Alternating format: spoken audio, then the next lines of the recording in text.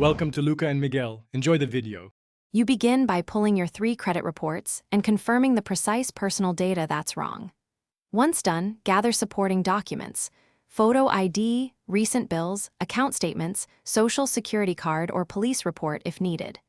Next, prepare a clear, concise dispute entry for each bureau that lists the exact item, why it's incorrect, and what you want changed.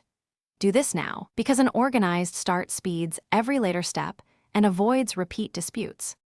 Now you execute the central work. File disputes with each credit bureau and also contact the original furnisher.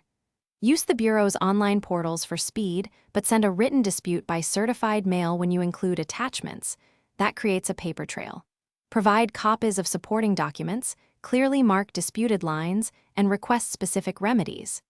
If you suspect identity theft, place a fraud alert or freeze. Doing so reduces further harm while investigations proceed. Finish by reviewing bureau replies and the updated reports to confirm removals or corrections. If a bureau resolves it, download and store the corrected report. If a dispute is denied, don't stop. Submit a reinvestigation with additional proof, send a complaint to the Consumer Financial Protection Bureau, and consider small claims or an attorney for persistent errors.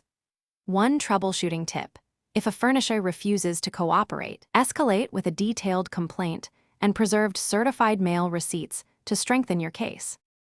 Thanks for watching and please subscribe. It's the best investment you'll ever make.